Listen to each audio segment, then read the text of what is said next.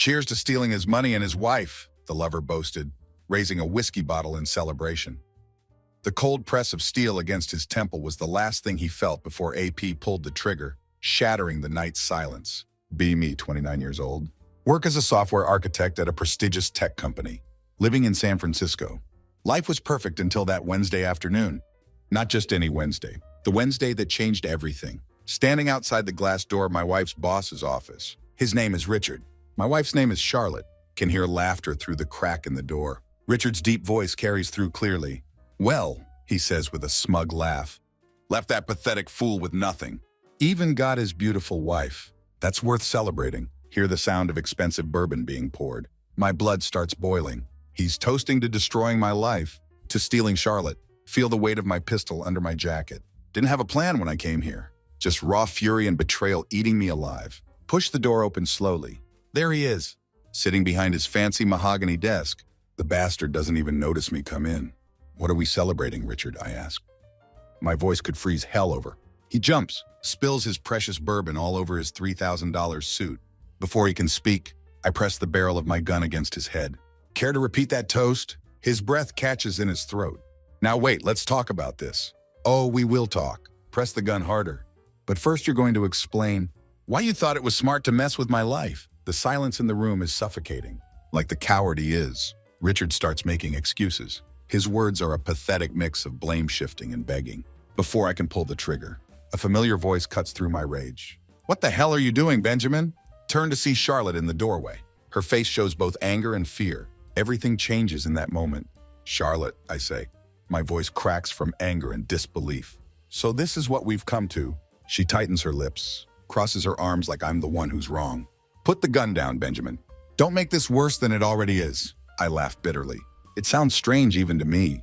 Worse than you sneaking around behind my back with this clown?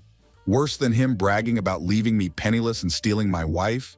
Richard shifts uncomfortably in his chair. His cowardice is on full display. He doesn't dare move. Charlotte steps forward. Her expensive heels click sharply on the polished floor. You don't understand. Understand what? I cut her off. My voice rises with each word.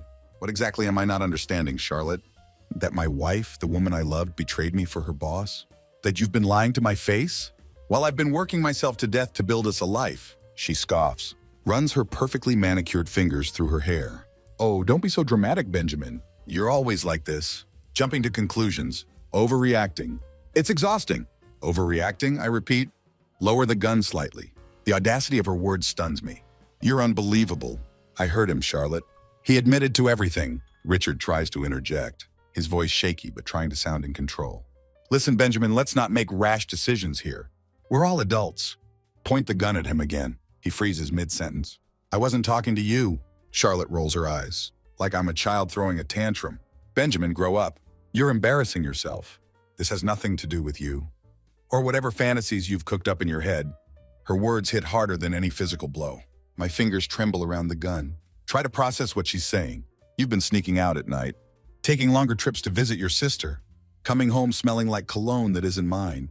And you have the nerve to tell me I'm imagining things? Charlotte smirks. Like I'm some fool who just lost at a game I didn't know we were playing. You're paranoid, Benjamin. Always have been. Maybe if you spent less time being suspicious, and more time being a real man, we wouldn't be in this mess. Room goes silent. Can only hear the faint ticking of the office clock. Can't tell if my heart is racing or has stopped completely. Charlotte, I say slowly. My voice thick with barely contained rage. If I'm such a failure, why didn't you just leave? She shrugs casually. Why would I? You've got nothing worth taking. Looks at Richard. Richard, on the other hand. Her words trail off. But the implication is crystal clear. Richard gives a nervous chuckle. It dies quickly when he sees the look in my eyes. That's it, I say. Lower the gun. Turn toward her fully. That's who you've become. You don't even feel bad, do you? Not a shred of guilt for ripping apart everything we built. Charlotte laughs. It's a cold, hollow sound. Sends chills down my spine. Oh, please, spare me the "we built this together" speech. You were barely keeping us afloat, always whining about bills and budgets. Richard knows how to live, how to give me what I deserve. The venom in her words makes my blood boil. But it's not just anger I feel. It's heartbreak. The kind that sinks into your bones, leaves you hollow inside. Deserve? I echo. And what exactly do you think you deserve, Charlotte? She steps closer, Her eyes lock with mine, daring me to challenge her. Someone who doesn't spend his life complaining. Someone who knows how to treat a woman, not bore her to death with excuses. Richard gets brave, decides to chime in again. Benjamin, look, Charlotte made her choice. Maybe it's time you accepted it. That was it. The final straw. Slam the gun down on his desk. Force makes both of them jump. You think this is over? I say, my voice low but shaking with intensity. You think you can just waltz into my life, ruin everything, and walk away scot-free? Richard opens his mouth to respond, but Charlotte cuts in. Oh, grow up, Benjamin. What are you going to do? Cry. Call your lawyer? Her taunts are like daggers, each one twisting deeper. But instead of breaking, something inside me snaps. Straighten up. My hands no longer trembling. You're right, Charlotte. There's no point in crying over you. But don't think for a second this is the end. She laughs again, clearly unbothered. What are you going to do, Benjamin? You don't have the guts to... Don't let her finish. You'll find out soon enough. Grab the gun. Storm out of the office. Behind me, hear Richard muttering nervously. But Charlotte's laughter follows me, like a ghost as I step into the cold night air. The weight of betrayal settles on my chest like a stone. Drive aimlessly through San Francisco. Mind racing. Each thought sharper and more dangerous than the last. Charlotte's words echo like a broken record. You've got nothing worth taking. Her cold, mocking laugh burns in my ears. Knuckles turn white as I grip the steering wheel. Can't go home. Not yet. The house we shared feels like a crime scene now. A monument to every lie she's ever told. Instead, park in a shadowy corner of an empty lot. Stare at the gun lying on the passenger seat. What am I supposed to do now? File for divorce? Let them walk away unscathed? That isn't justice. Not for the years of my life I poured into a marriage built on deceit. Not for the humiliation. The idea comes slowly, like a predator stalking its prey. They had underestimated me. Both of them. Pick up my phone. Start scrolling through old messages and bank statements, piecing together a picture of betrayal. Charlotte had grown sloppy in her lies. Find credit card charges for lavish dinners, ones I'd never attended. Hotel bookings during her supposed family visits. Then find one message from Richard, one she must have forgotten to delete. Last night was unforgettable. Can't wait to see you again. Stare at the screen. Feel my jaw tightening. These two had planned my downfall. Taken everything I cared about. Expected me to crumble. But they don't know me as well as they think. Dial a number. Vincent, it's Benjamin. I need a favor. Vincent's a private investigator. Owes me one. Doesn't ask questions. He never does. Within an hour, he sent me everything he could find on Richard Parker. His finances, property holdings, even the address of a cabin he owns, just outside Carmel Valley. Perfect. The next day I play my part at breakfast. Sit across from Charlotte. She barely acknowledges my presence. Too busy scrolling through her phone. Her usual arrogance on full display. Acting like she hadn't been caught red-handed just hours earlier. Morning, she says flatly. Doesn't even glance up.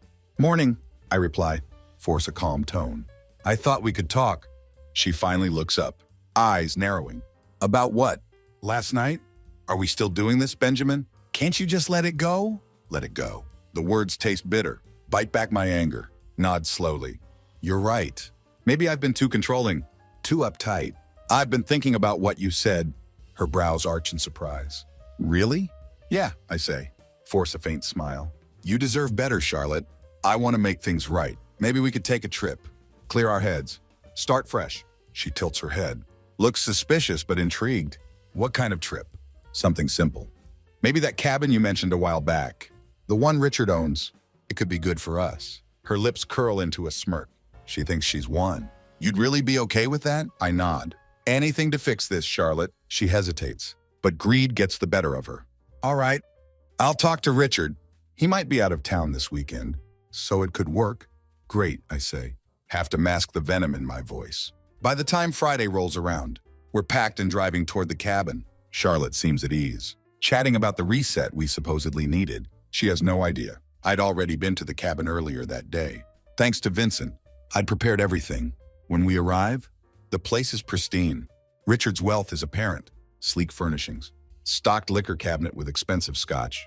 Charlotte wanders around, pours herself a drink, takes in the scenery. This is nice, she says, almost cheerful. Maybe you're finally learning how to treat me right. Force a laugh. Yeah, maybe. As the evening wears on, keep the charade going. Play the doting husband. Let her think she's in control. But every word she speaks, every condescending glance, fuels the fire inside me. When she finally goes to bed, make my move. Quietly step outside. Wait in the shadows. The cold night air bites at my skin, but I don't care. Had sent Richard a message from Charlotte's phone earlier, asking him to come to the cabin. No, he wouldn't refuse her. Sure enough, his car pulls up just after midnight.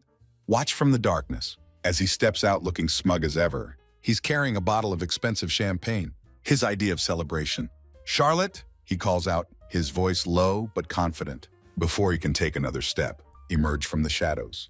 "Looking for someone?" I ask. The gun glints in my hand. Richard freezes. His eyes go wide. "Benjamin, what the hell?" "Shut up," I snap.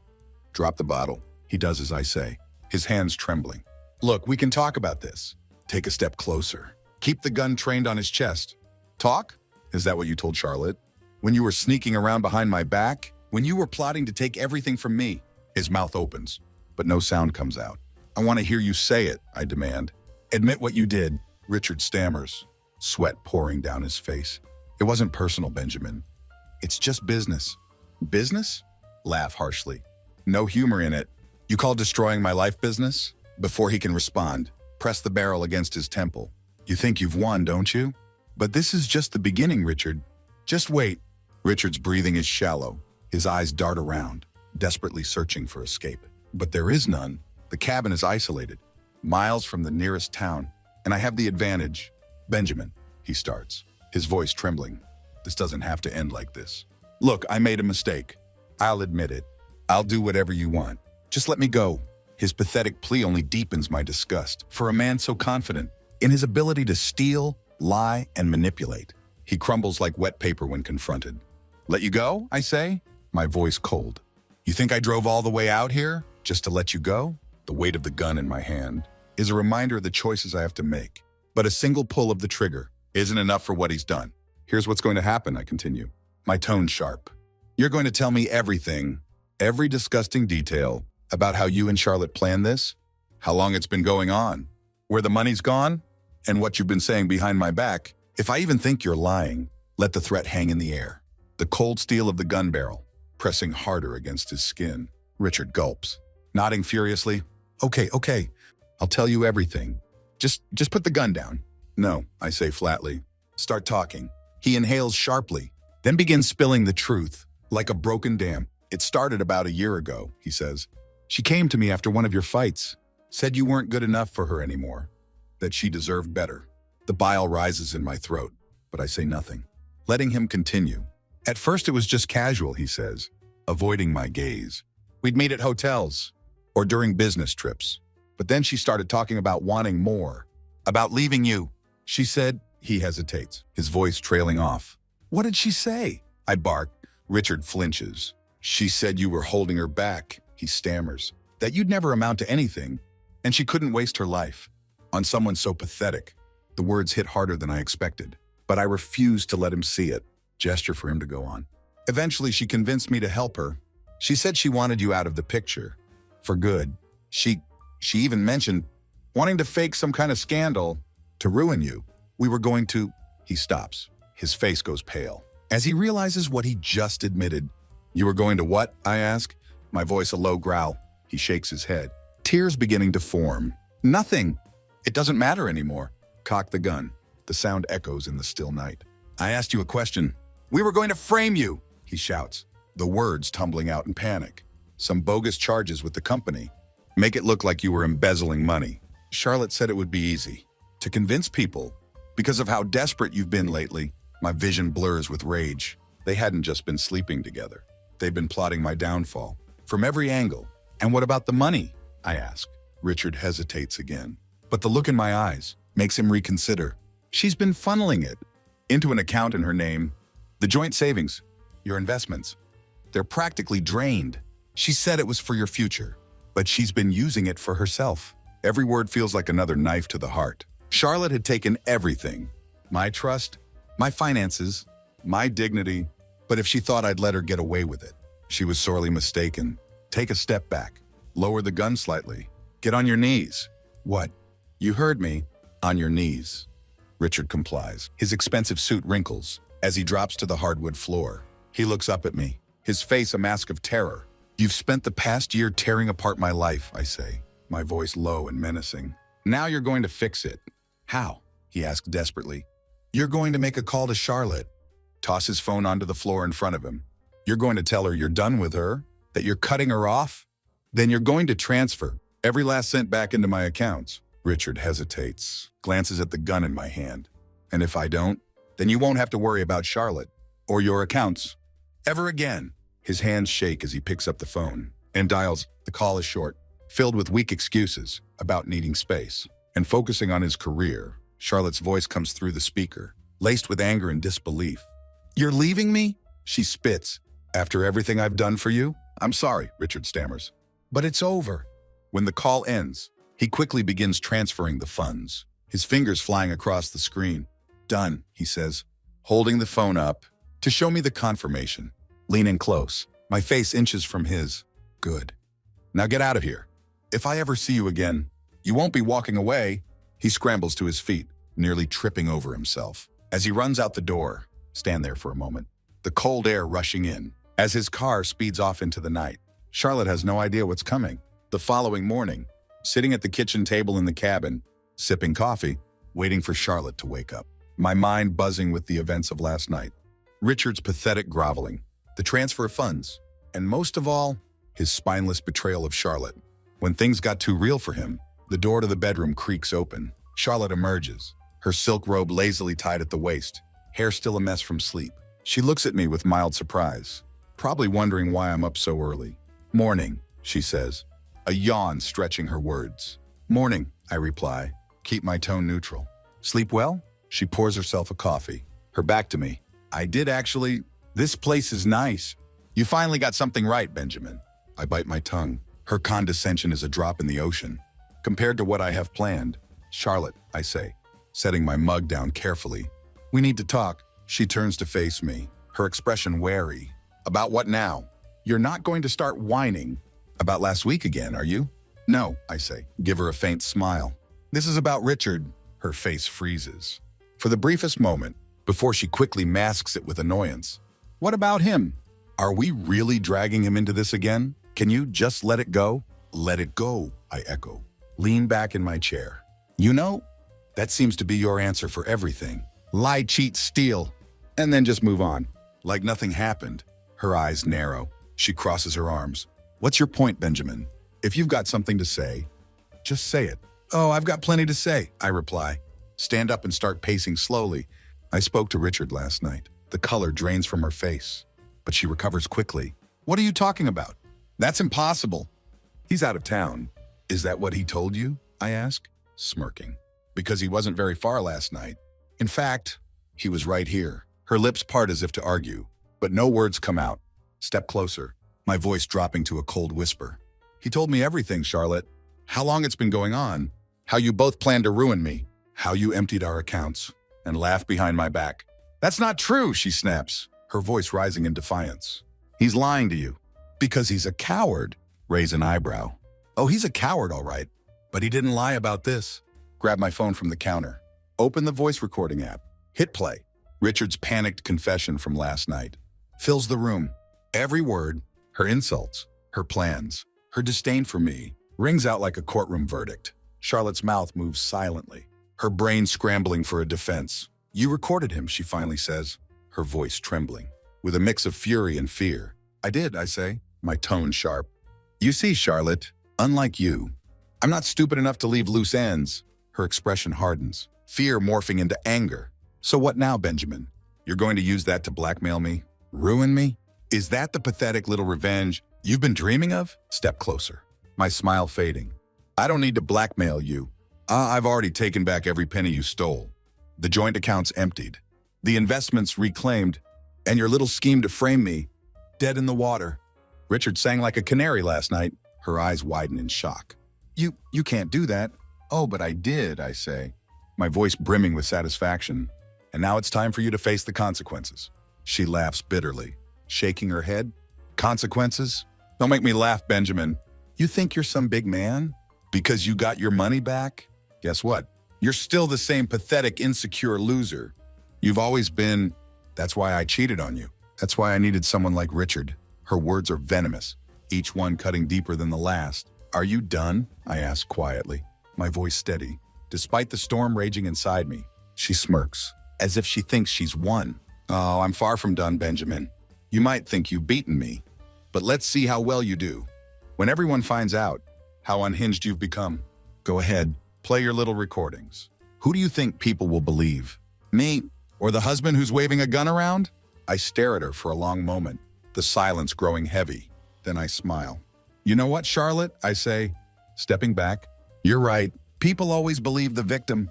Her smirk falters. What's that supposed to mean? Grab my car keys, walk toward the door. Pause just long enough to glance back at her. Pack your things. When we get back, I want you out of my house. And don't worry. I've already filed for divorce. Good luck convincing a judge to give you anything after this. Her eyes widen. For the first time, I see true panic on her face. You can't do this, she shouts. You don't get to walk away from me. Oh, Charlotte, I say, opening the door. Watch me.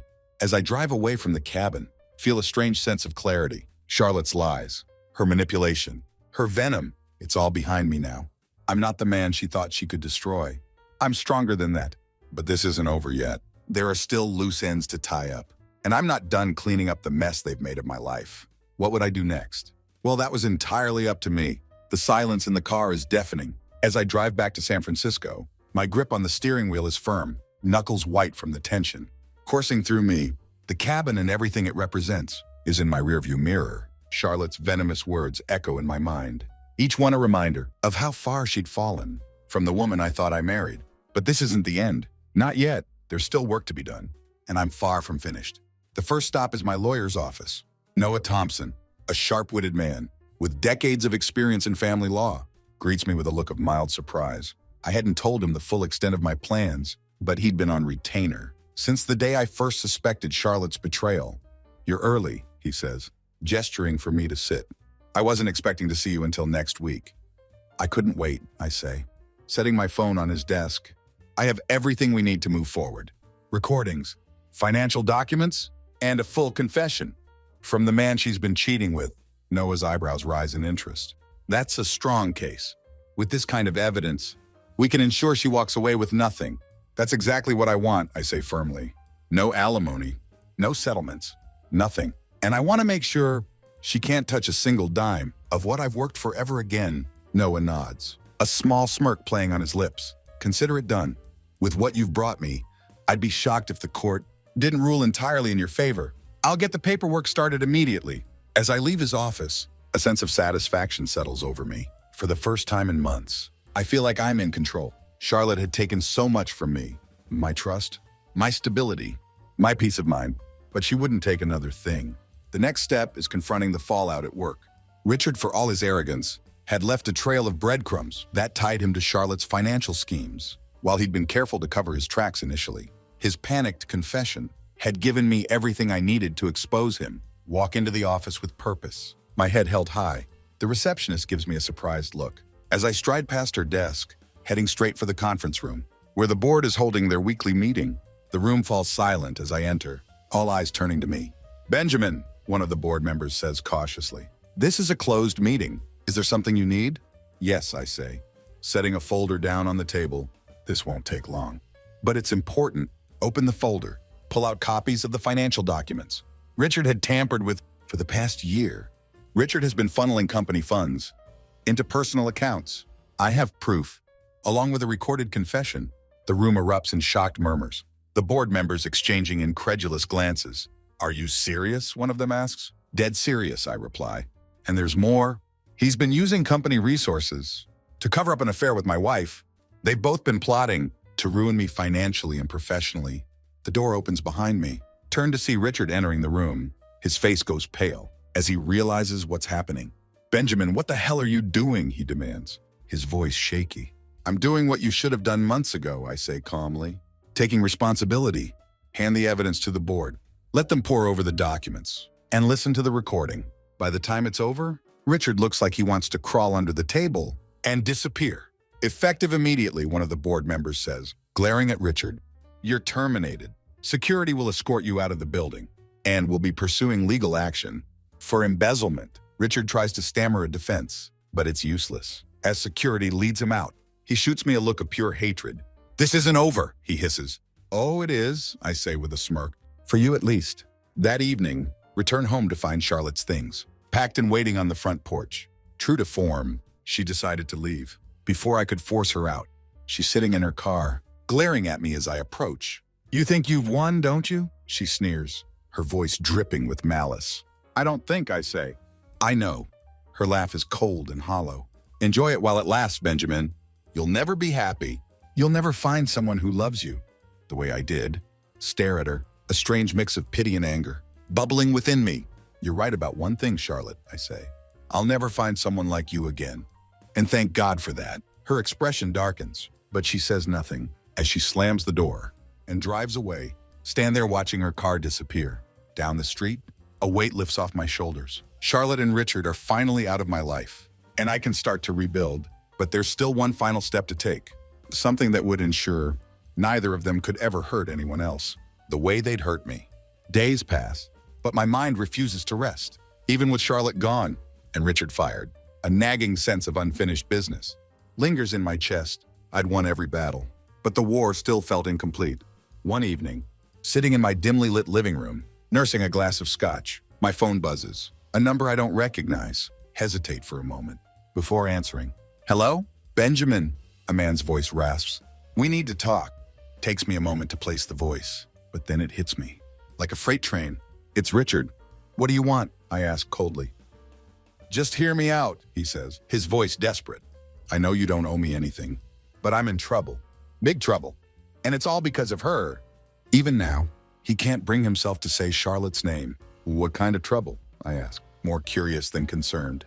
"She's blackmailing me," he says, his words tumbling out in a frantic rush. "She took everything I had left. The money, the connections, everything. She's threatening to go public with things I can't let get out. Please, Benjamin, I'll do anything to fix this. Just meet me." A part of me wants to hang up, leave him to the mess he'd created. But another part, the part that craves closure, wants to hear more. "Where?" I ask. He gives me an address, a dingy motel on the outskirts of town. The sunset inn. It's as grimy as I expected, its neon sign flickering ominously in the dark. Room 12, knock twice. The door creaks open, revealing Richard, looking worse than I'd ever seen him. His shirt is wrinkled, hair disheveled. There's a faint bruise forming on his cheek. "Come in," he says. Stepping aside, the room smells of stale cigarettes and cheap bourbon. A half-empty bottle sits on the nightstand. Papers are scattered across the bed. "What is this?" I ask, gesturing to the chaos. "Evidence," he says, his voice shaking. "Charlotte's not just a liar. She's dangerous. She's been playing us both, Benjamin. She used me to get to you, and now she's moved on to someone else. Someone worse." Frown. Pick up one of the papers. It's a bank statement, showing a massive deposit from an account I don't recognize. "This isn't hers," I say. "No," Richard replies, his face grim. "It belongs to a man named Adrian Ramirez, a guy you don't want to cross." The name sends a chill down my spine. Adrian Ramirez is infamous, a ruthless businessman, rumored to have ties to organized crime. "What does Ramirez have to do with this?" I ask. Richard hesitates, then sighs heavily. "Charlotte's been laundering money for him," he says, voice barely above a whisper. "She used me to set up the accounts and funnel the cash through your investments. When I got fired, she cut me loose and took over herself. Now she's in over her head, and she's dragging us both down with her." Stare at him, my mind racing. This is bigger than I imagined. Charlotte isn't just a manipulative cheater. She's playing a dangerous game. And we're the collateral damage, so why call me? I ask. "When I go to the cops." He laughs bitterly. "You think the cops can protect us from Ramirez?" "No, Benjamin. The only way to end this is to stop her before she drags us both under." Before I can respond, there's a loud knock at the door. "Richard," a deep voice growls from the other side. "Open up." Richard's face goes pale.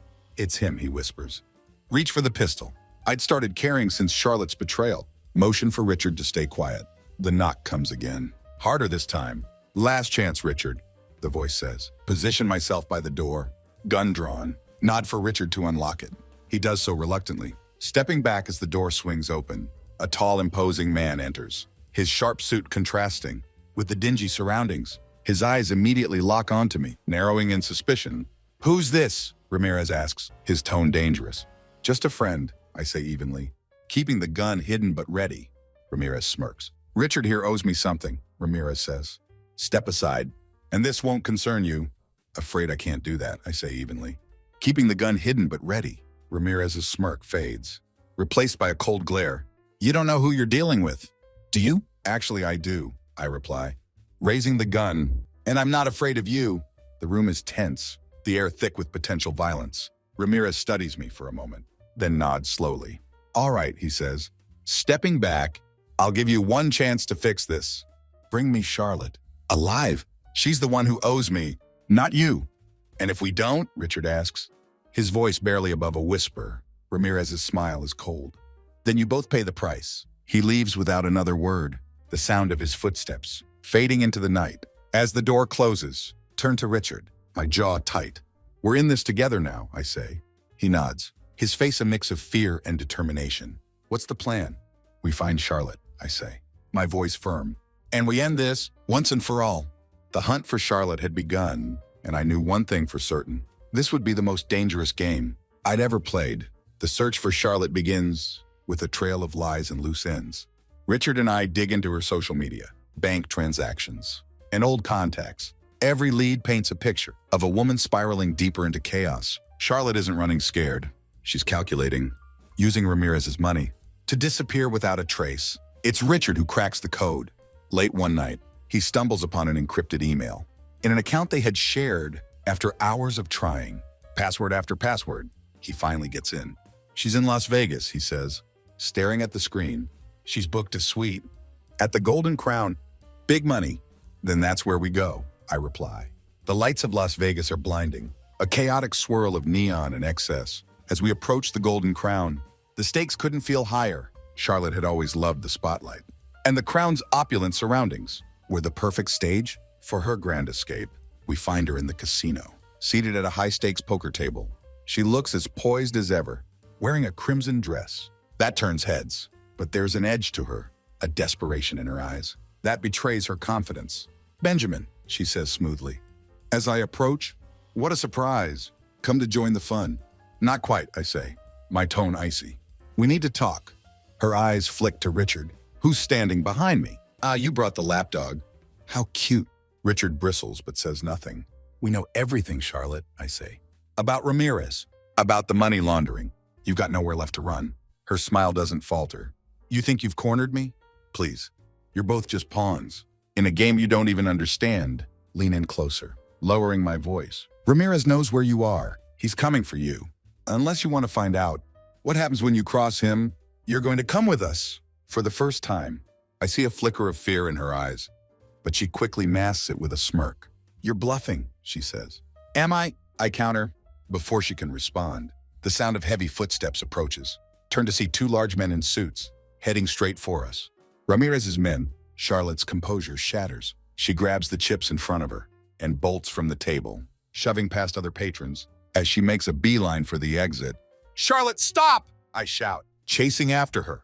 Richard and I follow her through the maze of slot machines and blackjack tables, the flashing lights and deafening noise, disorienting us. But Charlotte is fast, her heels clicking against the marble floor. As she darts toward the elevators, she reaches them. Just as the doors are closing, I manage to wedge my arm in, forcing them back open. Get out of my way, Benjamin, she screams, pulling a small handgun from her purse. I freeze, my hands raised. You're making this worse, Charlotte. She hesitates, her hand trembling.